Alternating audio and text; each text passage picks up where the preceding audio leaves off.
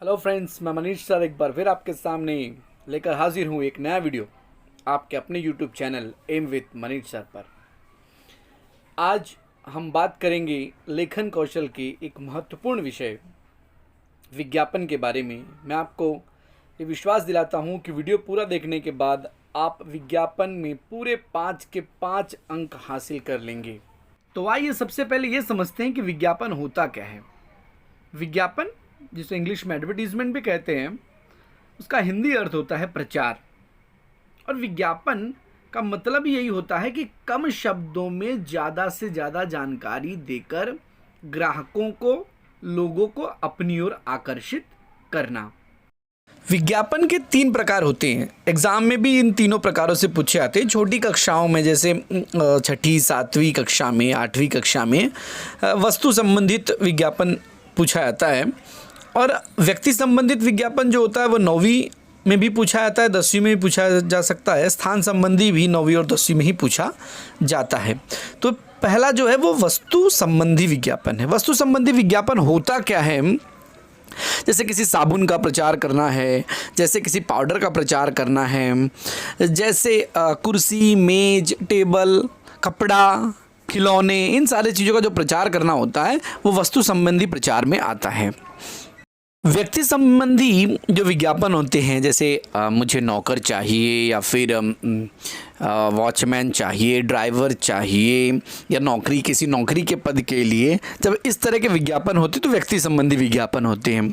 और अगर मकान बेचना है, किसी घर को भाड़े पर देना है, इन संबंधी जो विज्ञापन दिया जाता है उसे हम स्थान संबंधी विज्ञापन कहते हैं। जैसा कि हमने देखा होगा कि पोस्टर्स लगे होते हैं कि अगर आपको फ्लैट खरीदना है तो सस्ते दामों में फ्लैट, इस तरह के जो विज्ञापन है वो स्थान संबंधी विज्ञापन। बात करते हैं विज्ञापन की भाषा शैली, किस तरह के शब्दों का इस्तेमाल हमें करना है ताकि हमारा विज्ञापन सबसे अच्छा बने और पूरे के पूरे अंक हमें मिले। तो सरल भाषा का इस्तेमाल करना है आपको, और शिष्ट शब्दों का, शिष्ट का मतलब होता है ऐसे शब्द जो समाज में मान्य हो, आकर्षक शब्दों का, सुबोध, जिसे आसानी से पढ़ा जा सके। अब समझते हैं कि क्या क्या विज्ञापन में हो। विज्ञापन जब आप बना रहे हो तो उसमें किन चीज़ों का समावेश होना चाहिए। सबसे पहले बॉक्स बनना चाहिए। एक बॉक्स हो, या तो आप चित्र के माध्यम से भी बना सकते हैं। एक आइसक्रीम का विज्ञापन अगर आपको करना है तो आप एक बड़ा सा आइसक्रीम कैंडी बना सकते हैं और उसके अंदर ही सारी जानकारी आप लिख सकते हैं। उस दूसरा जो सबसे महत्वपूर्ण है वो स्लोगन है।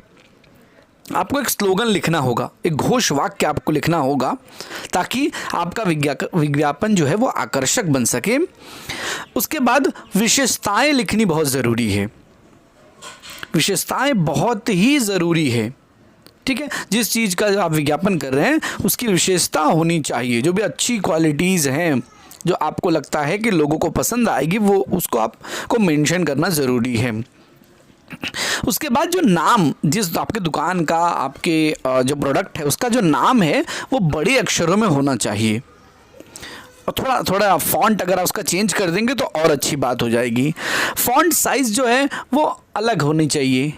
थोड़ा जो चीज़ें आप दिखाना चाहते हैं, आकर्षित करें लोगों को, ऐसी चीज़ें जो दिखाना चाहते हैं वो आप थोड़ी अलग लिखें। उसके बाद बोल्ड लेटर्स का, बोल्ड मतलब आपने कंप्यूटर में देखा होगा, मोटे अक्षरों का इस्तेमाल, मोटे शब्दों का इस्तेमाल करें।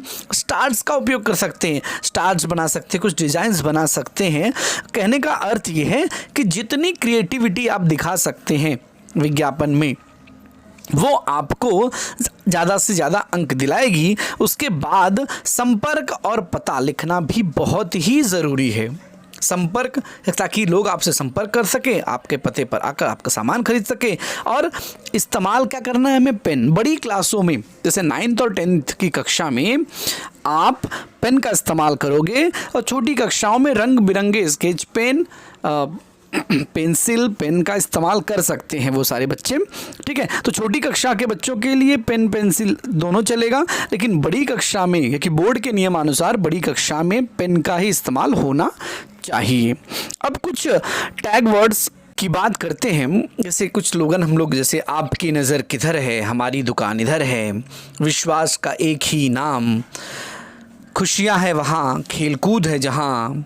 इस सेल को आप एक चित्र के माध्यम से दिखा सकते हैं, विशेष छूट आप लिख सकते हैं, आइए आइए जल्दी कीजिए आपकी अपनी दुकान। इस तरह के स्लोगन टैग वर्ड्स का इस्तेमाल आप कर सकते हैं।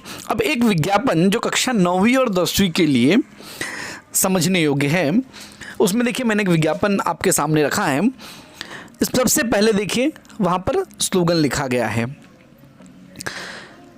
खुशियाँ है यहाँ वहाँ, खेलकूद है जहाँ। Satish sports centre. अब सतीश स्पोर्ट्स सेंटर को हमने बड़े में लिखा हुआ है। उसके बाद उसकी खासियत देखो, उसकी जो विशेषताएं हैं वो क्या हैं। सभी प्रकार के खेल साहित्य किफ़ायती दाम में उपलब्ध है, और बैठे खेल हो या मैदानी खेल, राष्ट्रीय खेल हो या अंतर्राष्ट्रीय खेल। अब बहुत सारे बच्चे क्या करते हैं, वो उन चित्र बनाने में अच्छे नहीं हैं, उनकी ड्राइंग अच्छी नहीं है, तो वो लोग क्या करेंगे कि केवल लिखते जाएंगे, निबंध की तरह लिखना। विज्ञापन निबंध नहीं है, तो विज्ञापन को विज्ञापन की तरह ही लिखना है। इसमें आपकी क्रिएटिविटी चेक होती है। तो आपकी ड्राइंग चाहे जैसी भी हो, लेकिन आपको थोड़ी बहुत ड्राइंग करनी ही पड़ेगी, ताकि एक जो चित्र होता है वो कई 100 शब्दों को बयां करता है, इसलिए चित्र बहुत ही ज़रूरी है।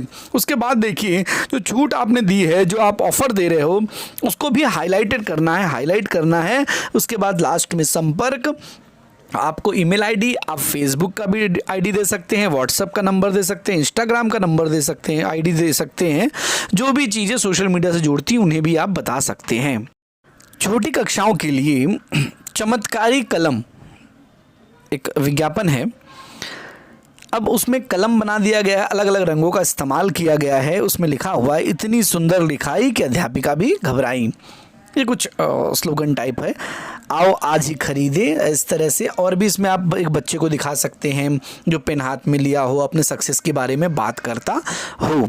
अब आगे बात करते हैं कि गृह कार्य। देखिए 9वीं और 10वीं के बच्चों को गृह कार्य जो दिया गया है वो फूलों की प्रदर्शनी का आकर्षक विज्ञापन कीजिए। फूलों की प्रदर्शनी का विज्ञापन आपको करना है। और दूसरा, कक्षा 7वीं और 8वीं के लिए अपने पसंदीदा साबुन का आकर्षक विज्ञापन कीजिए। तो मुझे उम्मीद है कि आपको ये वीडियो ज़रूर पसंद आया हो।